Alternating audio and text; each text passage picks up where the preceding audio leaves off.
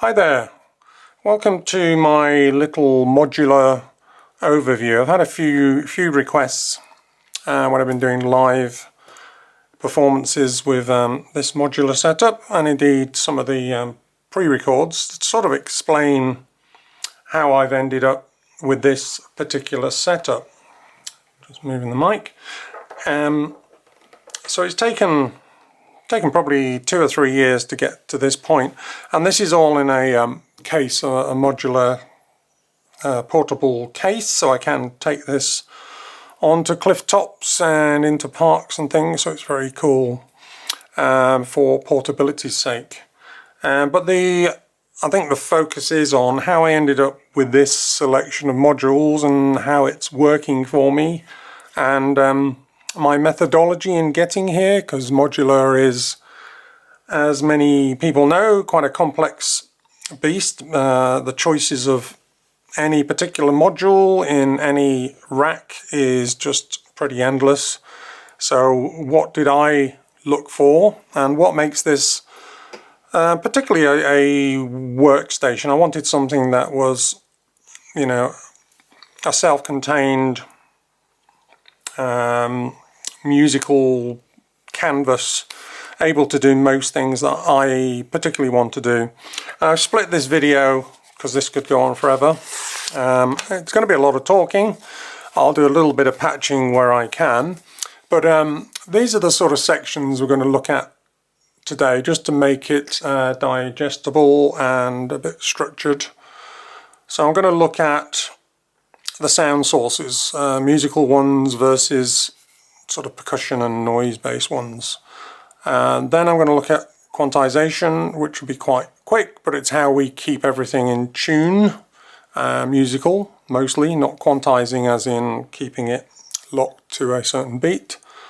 Speaking of which, number 3, we'll look at sequencing and clocks. So sequencing is how we make the notes move forward, and the clocks are, you know, what keeps the whole thing locked together when you've got multiple things happening. Number 4, envelopes and filtering. So these are the things that shape the sound, and then filtering, the thing that gives colour to certain sounds. Then number 5, a look at random and generative elements to the rack. Number 6, modulation, so LFOs, etc., and other utilities that a rack has. And then finally, global and local FX. So I've kind of done this in a sort of sequence, you know, the type of process that I would use when making a patch. I don't know why it's called a patch, because there's usually multiple patches within one sort of quite complex series of patches. So it's not just like one patch. I think mainly because you know, we talk about patch leads, and you know, we grab a bunch of leads to connect a sound, but often in my case and in many others, it's often multiple sounds at play here, not just the one, of course. So that's the rough structure. I'll put chapter points on these and probably split 1 or 2 up. So this is the overall rack. I mean, the heart of it is obviously the engine house is the power supply. I experimented with different types of power supply, but ended up with this MMS Row Power 45, and I worked out there was enough ampage in here across the various volts, plus 12, minus 12, plus 5, to power the whole thing and have a bit of headroom, because that's the thing. I think some people end up buying cheaper power supplies, and I think I had the Behringer at one point, and it caused issues. So I just went for something a bit chunkier. Obviously that's got quite a big wall wart, but you can also chain these together. But at the moment, everything you see here, I think it's about 34 modules, might be more, is powered from this one PSU. So number 1, I'll pull this up just for my benefit as well, sound sources. So this is a you know, very personal taste, the types of sounds that you choose for your patches. And, you know, I can point out the very specific sound sources I've got here. So I've got this, this module is the Qubit Surface, which is a physical modeling type thing, because I do like those types of sounds, and I'll give you demos as we go through. I don't want to start patching because I'll end up losing the flow of the description.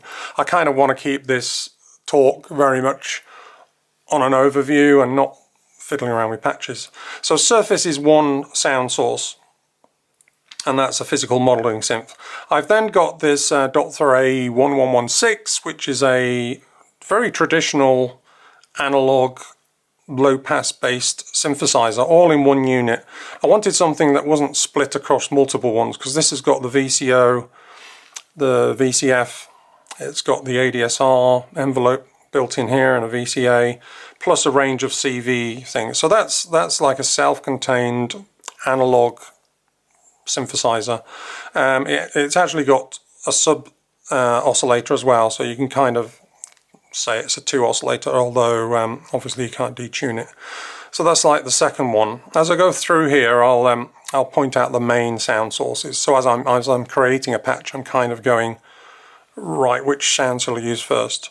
The next big one is the Disting EX. So this is a Swiss Army knife type module. There's a few that are one-trick ponies, like the analog synth and Surface to some extent, but the Disting, it's a bit warm there. The Disting EX is a whole bunch of things in the one module. I do use it a lot for multi-sampling, so it's got a fantastic, one of the algorithms it's called, is the multi-sampler, which does everything from, you know, fully mapped velocity sensitive maps of multi-samples, and it can be musical, pianos and string orchestras and things like that, right through to obviously quite abstract multi-samples of speaking, strange effects, strange noises and so on. So that is a sound source. It's also got a range of other sound sources within it, everything from granular. It's got a new one, I think it's called Macro Oscillator, which is very, very like, is it Marble? Well, I won't make things any more complex, but it's got like a waveform, wavetable type synthesizer, and a bunch of others, but I do use it a lot for multi-sampling.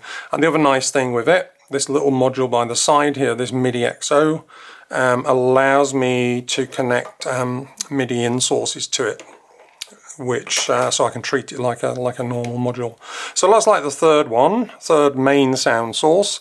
If we go on to the top, the next main sound source is this Twin Waves dual oscillator. So it's got a digital range of types of waveforms, wavetables, that sort of thing, across 2 oscillators, and a lot of complexity within that. But in essence, that's 2 sound sources for the price of 1. What are any of the others? Alright, I'll leave that for now. And then there's this little baby one here. The 2 HP ones are tiny little slivers of modules, 2 HP being, you know, 2 horizontal units.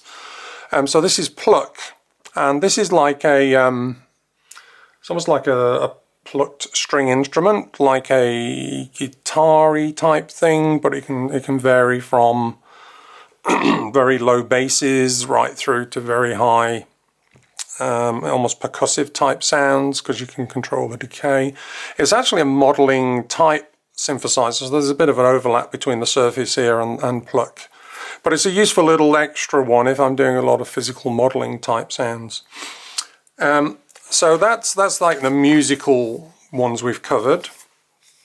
The percussion and noise, so there's a whole bunch here. Next to the Pluck almost is this drums. It's a Pico drums, so it's a 2-channel drum machine, if you like. The machine hasn't got a sequencer, but it's got triggers in, and allows me to control envelopes, volumes and things like that between the 2 drum sounds, which I'm flicking between here. So that's a double drum sound. Down here is and I'll explain why these are split up in a second in terms of the overall layout of these things.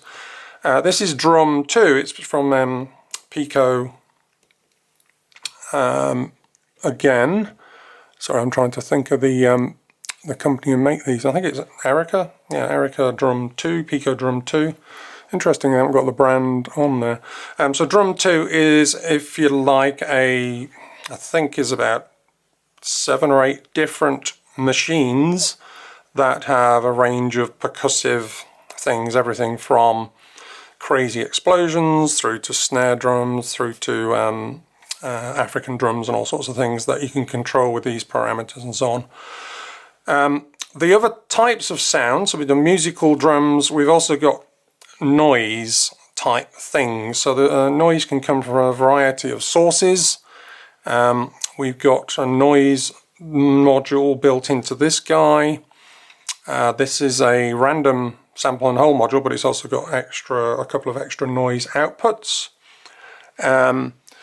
Likewise, moving on, just quickly looking around. This is another Swiss Army knife module. This is the ornament and crime, micro ornament and crime, and it's got hemispheres loaded, so it's effectively 2 modules in one, and within each of those hemispheres, each side, it's got a whole bunch of things, including some sound sources. So it's got, I think it's got drums in here, it's got a few noise generators, things like that. It's a sort of computer-like thing, and if I wanted to, I could load a completely different operating system on it. It could be a few other things too. But that generates a noise, and I suppose that's what I mean by this musical. So sound sources, the sounds come out of them as opposed to processing.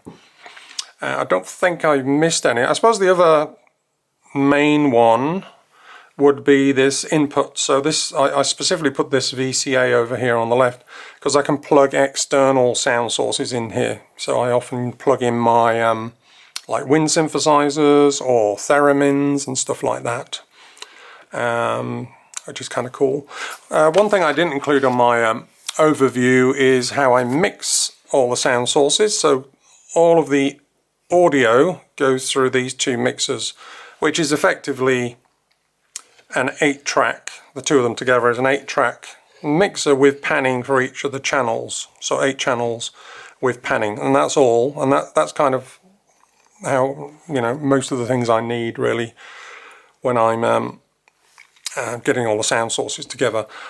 You probably noticed some of these orange leads and some stuff is pre-patched. So for example, these orange leads down here and up here are actually permanently routed into the mixer, and I've numbered them here, so I don't know if you can see that on the video. 1, 2. So there's a stereo out of surface going into 1, 2. I've got the analog synth going into 3, the drum 2 going into 4, and that's on this mixer. When we get into the second mixer, I've got the Disting in stereo going to these 2, and then from the top, well, sorry, for numbers, let's call it 7 and 8, I've actually got these filters. I'll talk about filters in a second. So these are 2 filters pre-wired into the mixer, allowing me to patch sounds into the filters from a variety of areas. So that's the sound sources and how it's sort of organized into audio. Obviously we haven't heard anything yet. In terms of just quickly listening to something, I can just make this analog synth self-oscillate just to actually see if the audio is going here. So this is just the analog synth. I'm just going to play around with the filter built into the synth itself. A bit of resonance. So there's the panning it right or left, depending on which way around you got your thing, your system. So that's the sound source by itself. Right, I'm going to move on pretty quickly. Quantization. Some of these modules have built-in tuning, if you like, so they're already preset to scales. You know, what it means is that when I connect and let's just show you, for example, how this works. So quantizing is quite important. Let's just take a completely random CV from this module, connect it to the CV in of the analog module. and you can hear it's just kind of, I'll put it in the middle, it's kind of all over the place. This is just, make it a bit slower, just generating a random CV, and it's not tuned to any particular scale. If I take that random CV and put it through a quantizer, so this white thing is one of my favourite quantizers from TikTok. I'll put the note CV into there, and then I'll take the output of that back into the analog synth. It's now corresponding to a preset scale. Let's make it a C minor scale. So it's taken that smooth, I don't know how the camera angle is looking, taking that smooth randomness and turning it into something, fixed musical notes. So that's what quantizing is. So quantizing there. And there's different modules that would do that. This is a dedicated one. I like this one because I can switch notes in and out of the scale. Likewise, this mosaic little baby one up here, I can similarly switch notes in and out of the scale. And you can see it's set out more like a keyboard. This one's sort of in a vertical path. This one's more traditional keyboard style. So it's really good when you're developing a piece. You can start off, for example, with only a couple of notes, say in each of these. Might just have one there, and then a C and a G there, and then I can add an E flat. So you can, using these two quantizers, you can build up the complexity of the music as it progresses. Other quantizers, Ornament and Cribes has got a bunch in. You're not going to be able to see this screen, but I'll just find one. So there's a few here, and so they've all got different names. Not quantizer either. So there's one, dual quantizer, and you can't see it probably, but it's got things like different scales and then the root notes. So you can patch, a bit like we just did here, you can patch a CV in, take the output, and it can make things in tune. Some things are in tune and don't need quantizing. I'm trying to think which ones are. Oh yeah, sorry, this one's got a quantizer built in, so I can actually choose this here. And it says no quantizing there, and then I can choose diatonic, major, minor, and then a whole bunch of different scales on that one.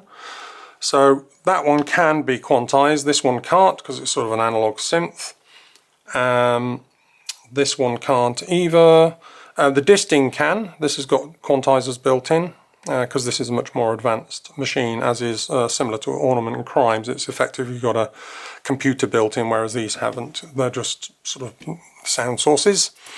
Right, quantizing. I think so. That's got quantizing built in. There's two here. Yeah, I'll probably miss some of them.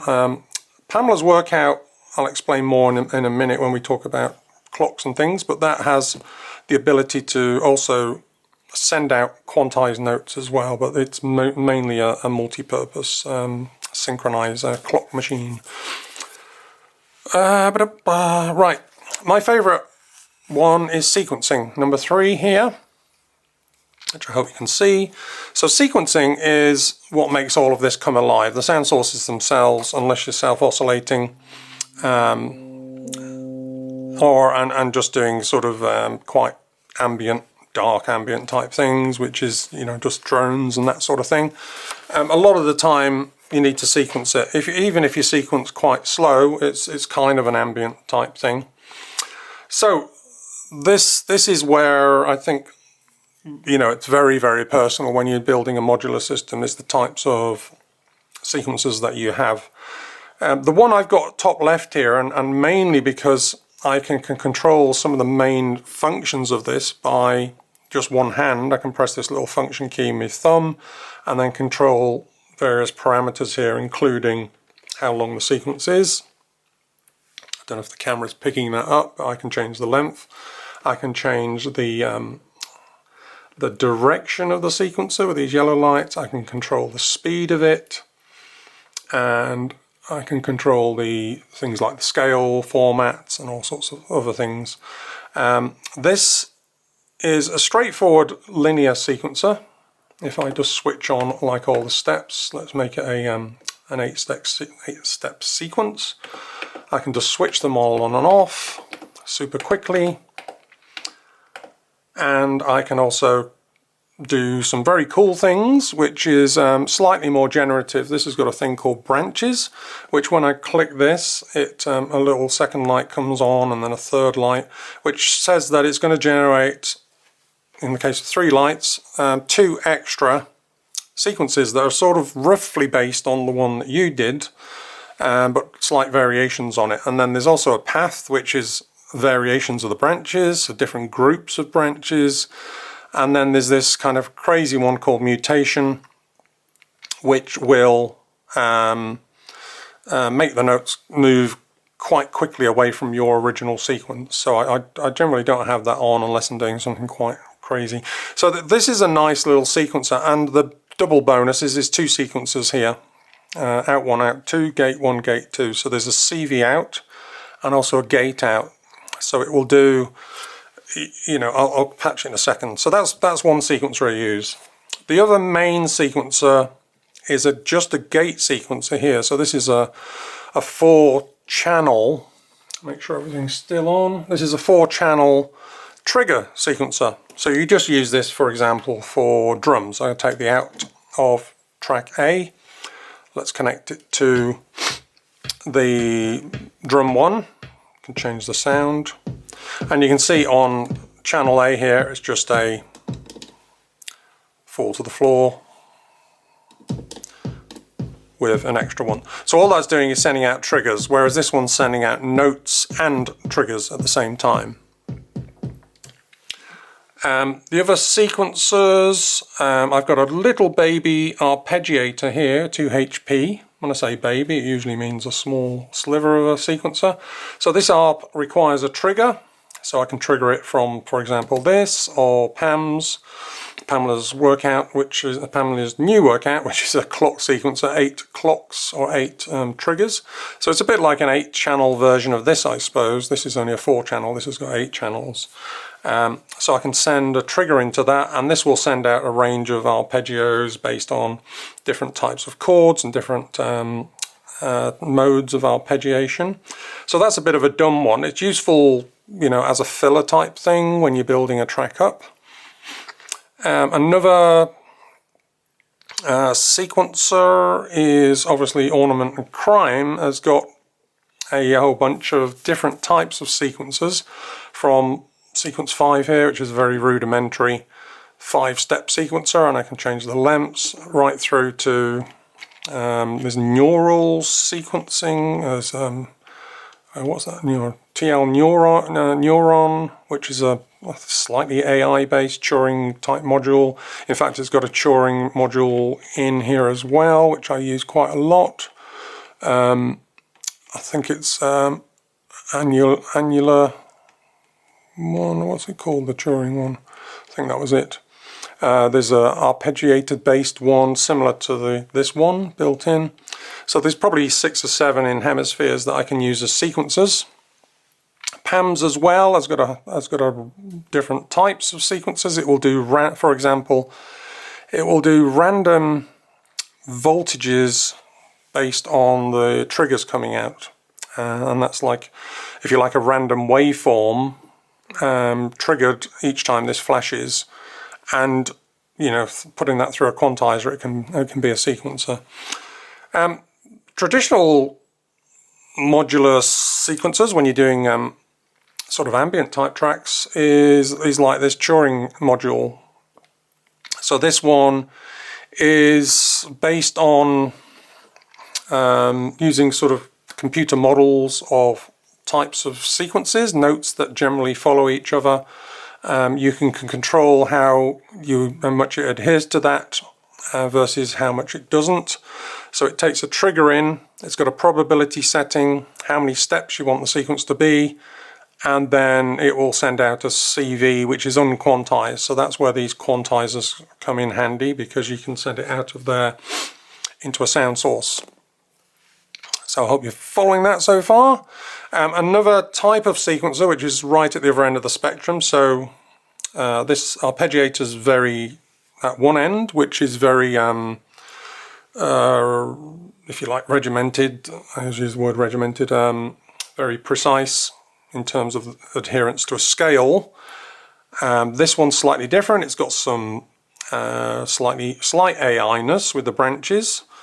The Turing module and some in the ornament and crimes have much more sort of computer model based sequences. And then you got the pure random type ones. So this module's random, and I can take a clocked random CV out of here, which is just going to generate completely random, not musically related or anything like that. The other types of things you can use as sequences, because this is just like a random CV going up and down and then left, right and center, you could use low frequency oscillators, of which I've got a really nice one here with some programmable elements, and then I've got a double LFO. Where's it hiding? Why did I get rid of it? No, of course I didn't.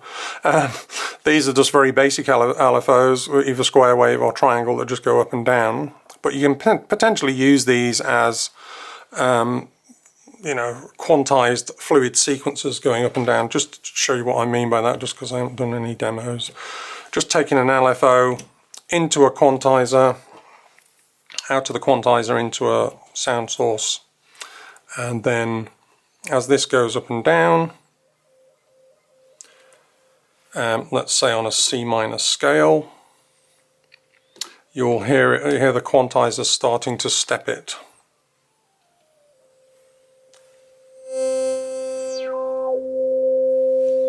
Make it a bit faster. So it's actually going up and down. So this is just a triangular wave, pauses quite a lot at the bottom, and then goes up, and then goes back down again. And depending on the notes you could choose, you make it pentatonic or whatever.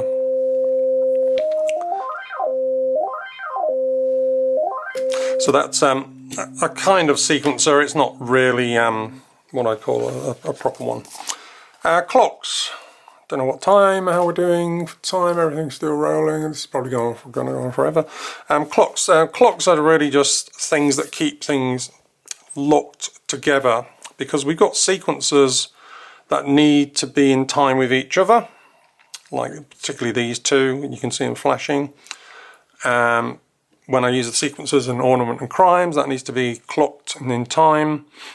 The arpeggiator, the Turing module. So PAMS is a great little device for that.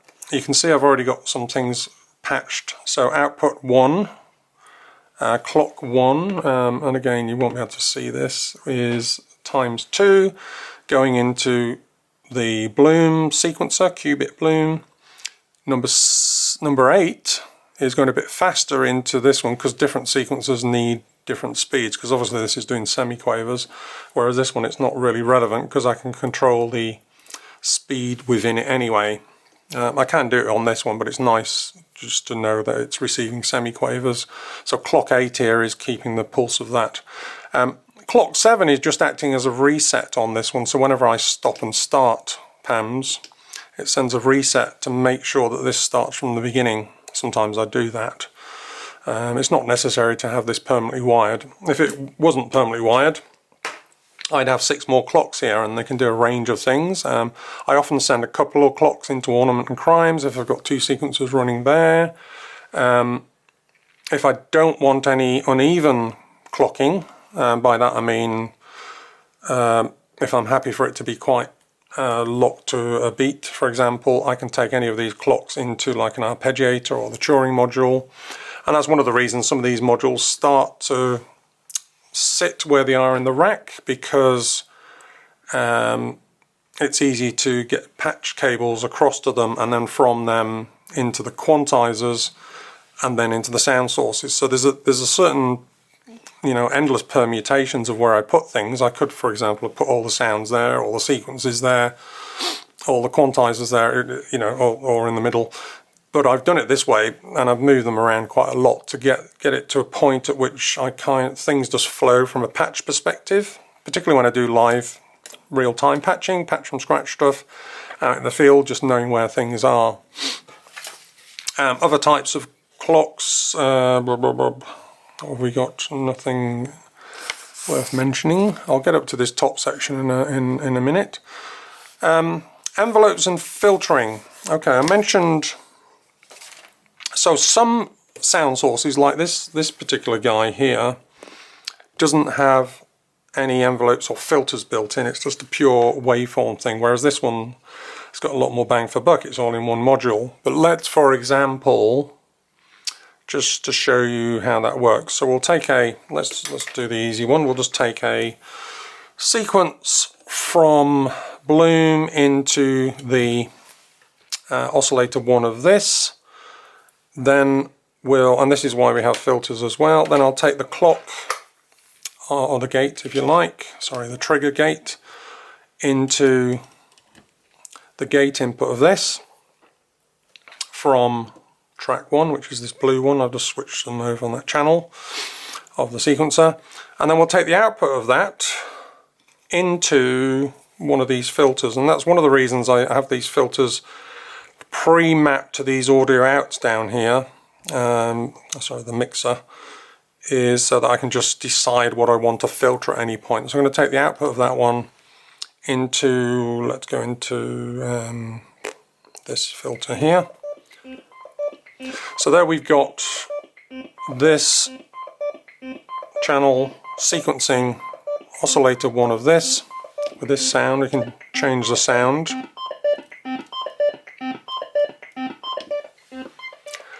And the gate is purely being affected by the gates of each of these. So some of them are a bit longer, some of them are shorter. Actually making the gates longer by pressing and twisting. But that could be, you know, a bit problematic if you're in the middle of a patch and you've preset all these. So, and we're also filtering this as well, so I can change, there's like a low pass filter going on here, a bit of resonance.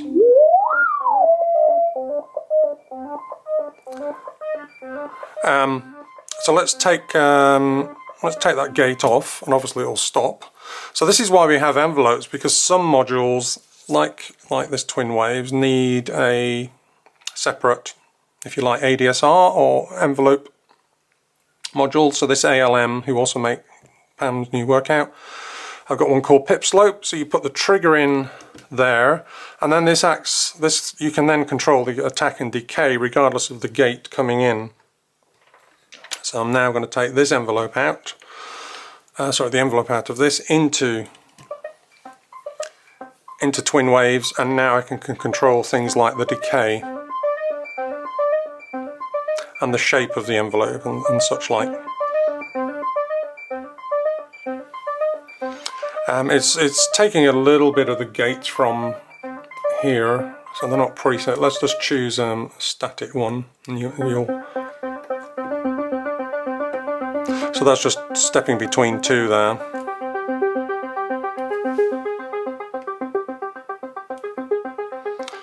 Okay, so that's why we have envelopes, mainly because, let's get rid of the gate, mainly because, like I said,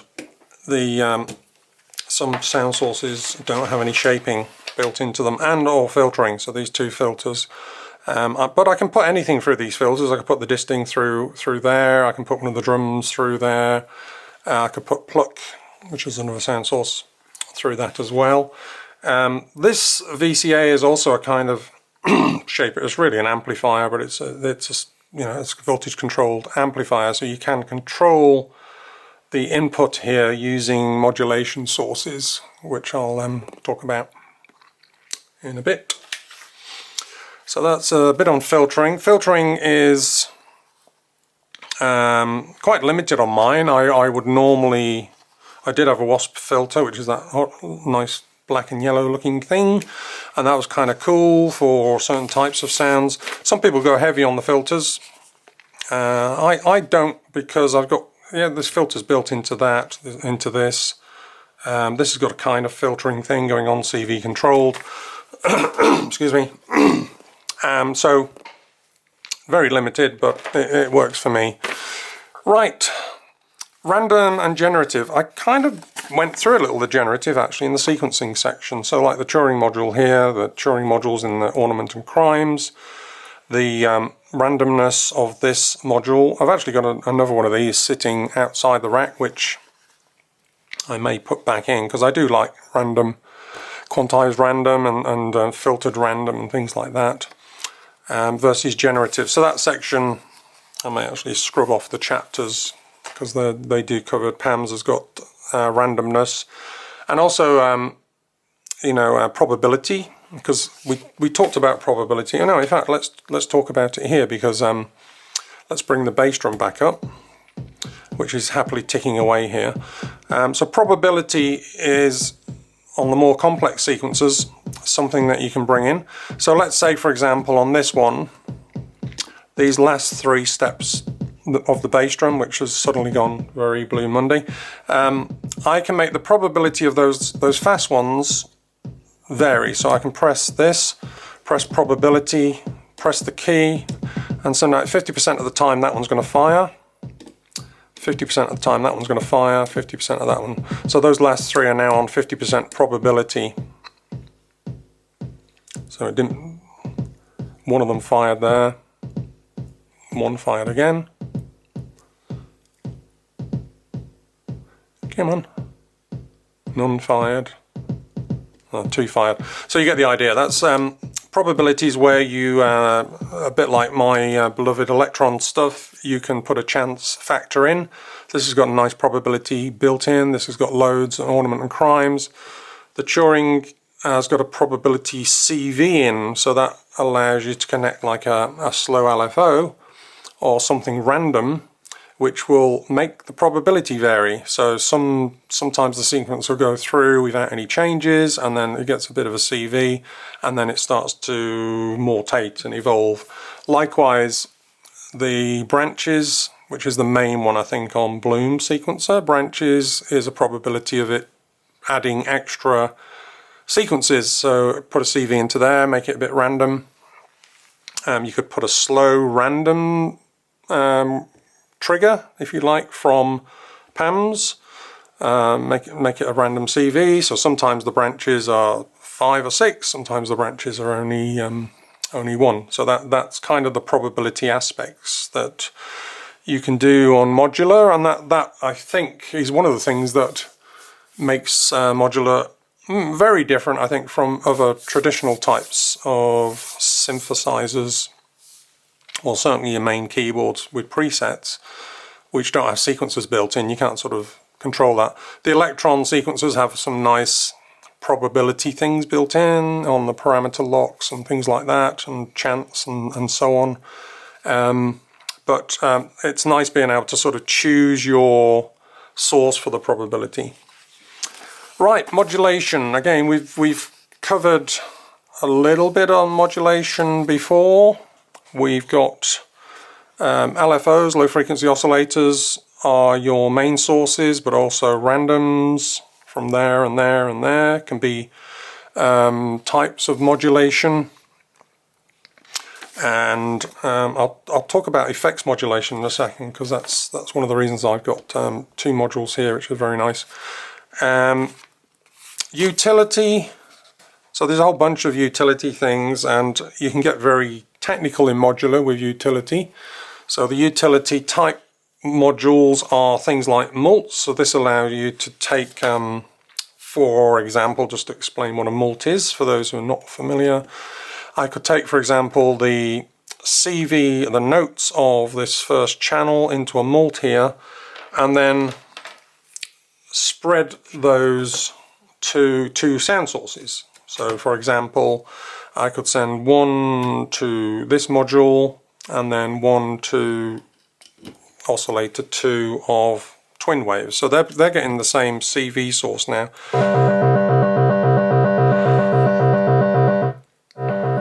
So let's make the sequence a bit more interesting and a bit slower.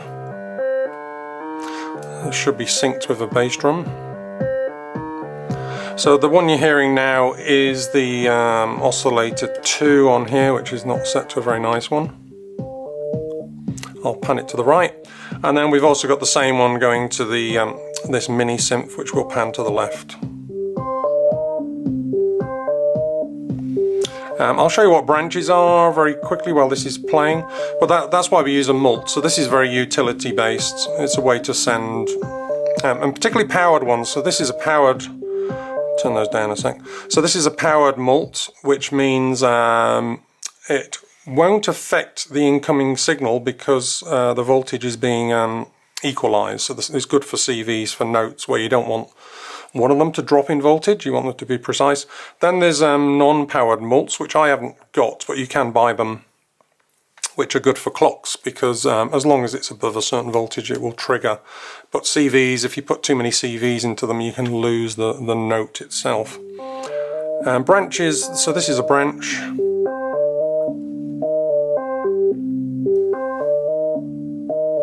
So you hear the second time round there. Let's make it 4 so it's really obvious. One of the reasons I like this sequencer as well is I can change notes on the fly here and change the speed, as I said already. We'll keep it like that for the moment with the bass drum. So let's put a branch in, just one extra one.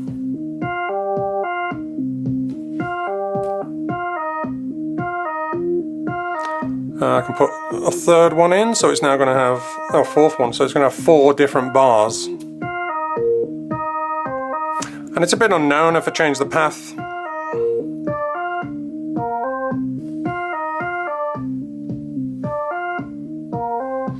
Right, those were non-enveloped sounds, obviously, just constant drony sounds. Go away, bass drum. Right, so utility, so that was just demonstrating the mult there. Right, the last section of this, let's see, my camera's not going to run out. No, it seems to be okay. Global and local effects. So I've got, I might actually do a quick patch at the end to show how all of this fits together. But just for the moment, let's use surface from this same sequence over here. And again, it's quite quick to patch this, and again, one of the reasons I have things laid out like they are is to be able to do this. So this is surface. I've got it set on a bit of a random pan at the moment as well. There's a couple of settings you can choose so that the notes are moving between the speakers. So I'll take the branches off as well so we get a nice pretty constant sequence.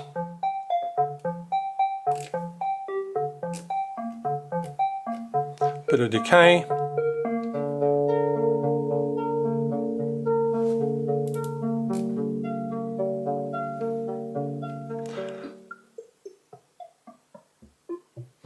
I'm going to use something a bit percussive because I want to demonstrate why I've got the mixer set up as I have. So this is really about, I suppose, routing for global effects and local effects. This mixer, the stereo output, is routed into this first, if you'd like, let's call this a global effects unit. It's the FX8XL from Happy Nerding, Ukraine company. And what it allows me to do is anything that's put into this mixer, I can add, in this case,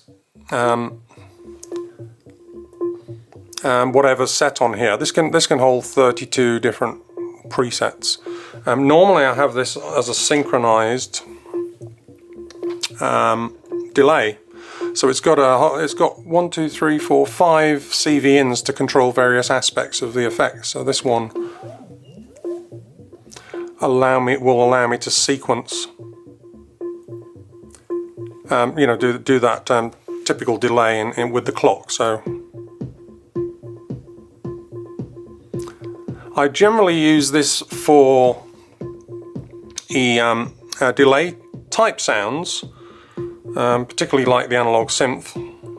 In fact, let's build up a patch because it sort of describes the routing here.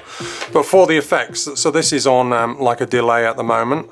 This unit, which is exactly the same, the expensive way to get the two together, but this one's like a global reverb on the end here. And it's the same module, but it's got a separate 32 reverb algorithms in. This one's got like 32 delays and modulations and a whole bunch of other things, but not many reverbs. Mainly so I can control what's being delayed.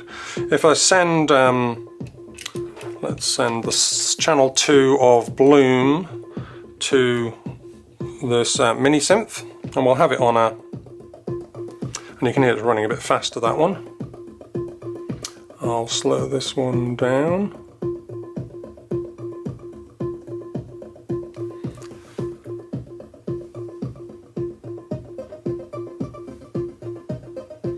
I'm not sure if they're in tune or not.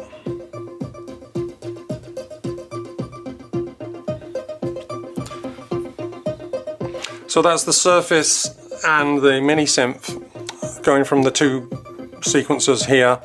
Both of those are routed into this delay unit. Skipping this section here, which I'll go through in a second. This is a reverb, so I can just turn the reverb up on globally. So if that's making sense, delay, and then it's routed through this sub-mixer here called Mix-Up, which is also taking the bass drum.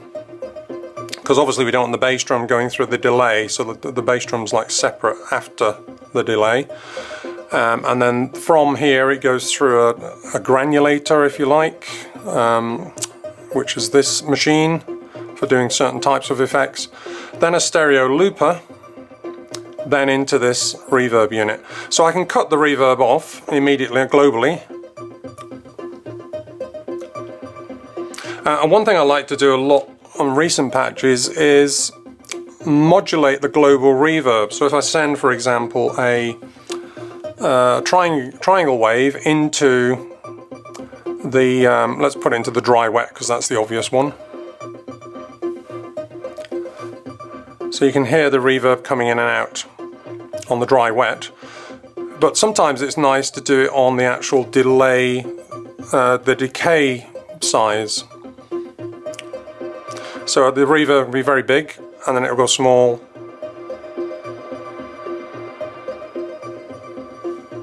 Which is being controlled by a separate CV. One of the reasons I got the FX-Aid modules is because, the XL bit. Let's just turn those off a sec. Easiest way is, I often, I can mix here. Or I can sometimes just pull the gates out of certain sounds if I want them to stop in performance mode. The reason I got the XLs is that because they've got 3 extra CV routings for each of the parameters. So you can get very complex things going on with both of those together. The other global FX, so once it gets to this mix-up, it joins with this side of the mix, which is like the Disting, which has got its own effects anyway, and the 2 filtered ones. It joins up with this one and it's mixed together also with 2 other sound sources like the drums or the pluck. So I can actually mix 2 stereos and 2 monos into this. Then it starts to get routed through into all this stuff. And very briefly, there's a stereo looper here, which is actually two 2HP loopers. I'll just demonstrate the looping capability very quickly. I actually use, for the purposes of this, one of the channels of the Steppy here to trigger the loops, because these 2 separate ones, these need to be triggered at precisely the same time and also stopped at precisely the same time. And I've had, I think, up to about 20 minutes of completely in sync loops going on these, a 20-minute long loop. I won't want to do any more than that, but I'll just demonstrate how it works. So on channel 4 of the Steppy, or track 4, when I activate one of these, it starts the loop off. So let's have something going into the loop. So this is the mini synth, a little bit of delay, and we'll add a bit of the surface as well.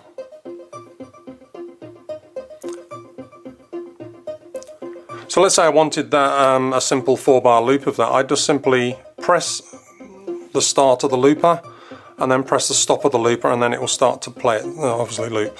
So here's the start, loop start, loop still going. Oh sorry, because I left that on, it actually took the loop off. So now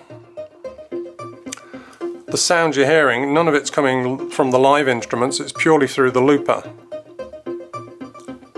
What that allows me to do, for example, is now reintroduce this sequence, say on channel 1, and change the notes. And I can build up quite complex things that way, and also once I get something nice with the original loop, I can just re-trigger it.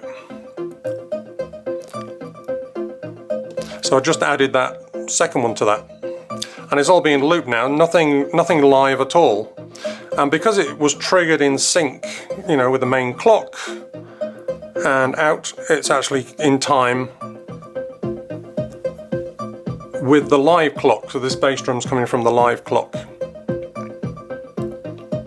Still recording. So that's what the looper does. Turn the bass drum off. What you're hearing now is just the looper itself. I've got this thing here, I can demonstrate it working. Turn the mix down. I can actually control the mix of the loop as well. So if, imagine I get something nice going, and then I want a, let's bring in like a drone or something. A bit of modulation. So the modulated drone, filtery drone, modulaty thing. A bit slower than that.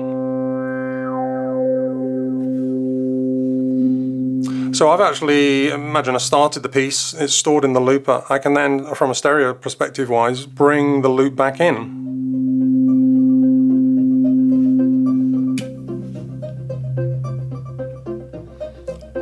And it's remained perfectly in time.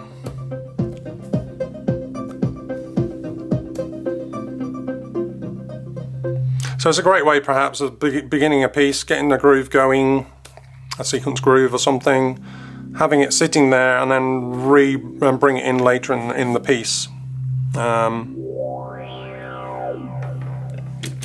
that's the looper aspect. The other thing here is relatively new. I do use it a lot. It's a sort of it's a granulator, something that takes a sound source, splits it into multiple segments, multiple sections, and then allows you to control it. I can explain what it does. I think it's similar to the mutatable instruments. I'll remember the name in a minute, the original, which it's copied from. So here's that sequence. And now everything's routed through the looper and this, by the way. So I actually specifically chose modules that would be very low noise, that I could handle the full frequency going through. So let's, I'm going to freeze a part of that. What I've done there is just capture a segment of that, and now I can introduce the frozen granular part of that sequence and change the position. So it's a good way of taking a patch or a performance into a strange area, particularly when you add the reverb, of course.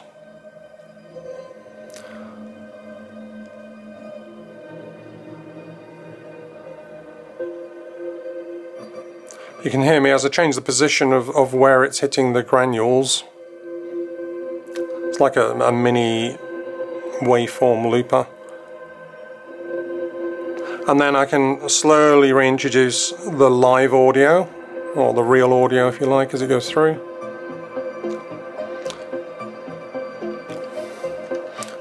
And then back to dry. And then back to drone. And I think what you saw me doing there, moving around globally to locally, is kind of the joy of the performing with Modular. Right, so local FX, it's like I said, some of them are built in. If I wanted to, you know, add reverb to just one thing, I sometimes can depatch these from the global routing and just connect one instrument if I wanted. I don't do that a lot because I do like this ability to affect things globally, particularly global reverb, and there's different types here. And so like I said, some of the instruments have got local effects built in, like that. This hasn't. Okay, so I think we're kind of done. I'm not going to do a full patch because I've got a whole bunch of videos using this same rack with a load of patches that build up from scratch, or some of them pre-wired. Some things I haven't demonstrated. You can't see a thing on here, but a little Q-Nexus keyboard which sits just at the bottom of the rack here and allows me to connect either CV. I can actually do both simultaneously, so I can take MIDI out of here. There's a little MIDI adapter on this side of the Q-Nexus. There's a MIDI out, and on the other side is your traditional CV out. So potentially I can, for example, go CV out of the Q-Nexus into the mini synth.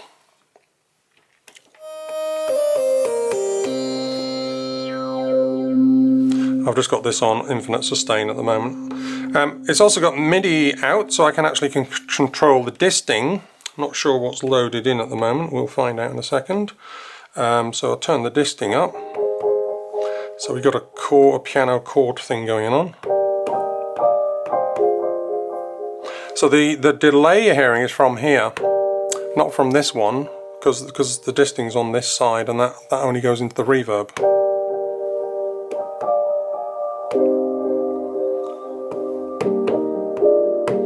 And because I've got the CV as well from the Q-Nexus, you can't see the keyboards there. Sorry, you can't see me playing it, can you? That's a bit of a... Oh, I know what I'll do. I'll just temporarily, I'll do a bit of camera jiggery pokery. There we go. Sorry. So this was the disting.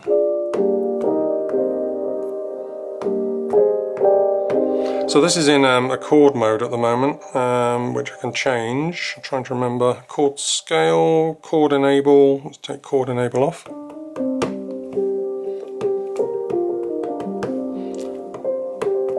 So it's a great way of getting a piano into your modular. This is on multi-sample. I could spend a whole hour or two on just on this, but I'm not for the moment. And because it's the CV's routed to the mini synth,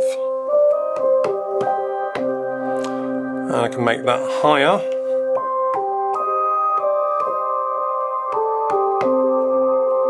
And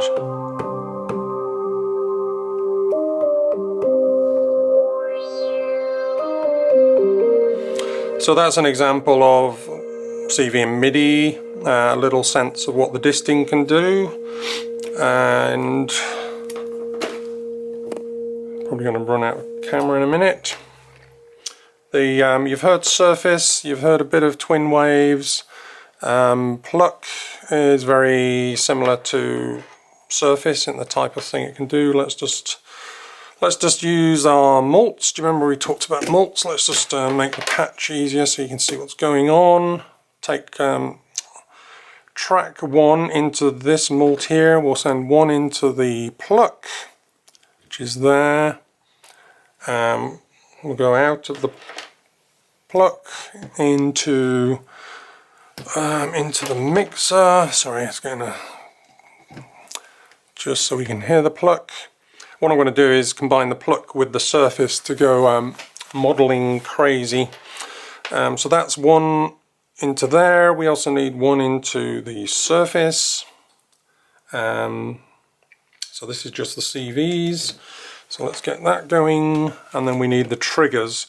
Likewise, we need to mult that as well. So there's different ways of doing mults. One of the easiest one is to actually use this type of lead, which is a built-in mult, if you like. You're just doing 2 things. So for example, I can go out of can you still see that? Yeah, out of the gate, and I can go into the trigger for the surface. So that's track 1 going there. But I can also use that output there using a longish lead to trigger the pluck all the way at the top. Let's turn that on. Always out of tune, of course. Sometimes if you're tuning, just choose 1 note.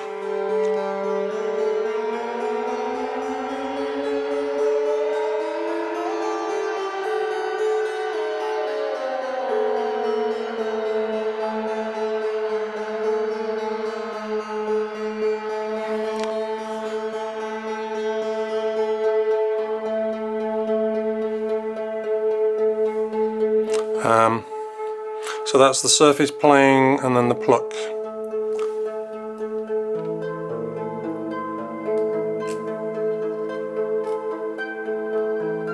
Make it a bit faster. No, too fast. Let's modulate the effects, the reverb, sorry, using that one.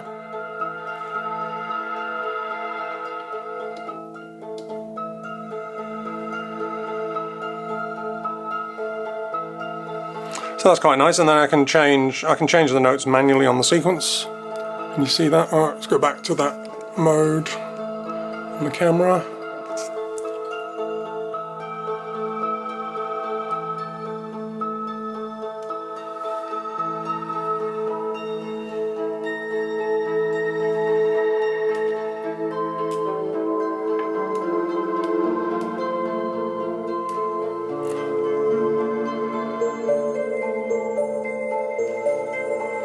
And the pluck here, excuse me, the pluck has got tone and decay. Just the pluck by itself. It's actually multi-timbral, so when you put the decay full up, it will just cascade all the notes together, or layer them. Okay, you get an idea of pluck. Ooh, what's going on with the camera? So I think we're kind of done. If there's any things I've missed, or I sort of suggested I was going to talk about something and didn't, by all means leave something in the comments. That's the I think we covered most of that stuff. There's much I didn't go into the sound selections on these complex beasts. I didn't do hardly anything on the ornament and crime, but like I said, that's a whole video in itself, as is the disting. I could have selected a few drum sounds here, and just this one's got a whole bunch of nice traditional drum sound things and a couple of effects, so it's not really a lot to do with that one. And then so I think we're kind of done, so thanks for hanging in there, and hopefully demystified a few modular things for those who don't do a lot of modular, and also explained my thinking on this rack and why I do certain things as I am talking and depatching at the same time. So thanks very much. Please like, thumbs up, do all that stuff, and then that'll be great. And I will put a link to this on Modular Grid, so you can actually roll over each of these and find out how much they cost and all that sort of thing. Obviously I got most of these kind of discounted, so the actual costs are a lot higher. And my Bandcamp as well, I've got a whole bunch of modular albums, which I hope you like. So brilliant, thanks very much for listening, and fingers crossed that video came out, because you never know with these Sony cameras. Right, bye bye!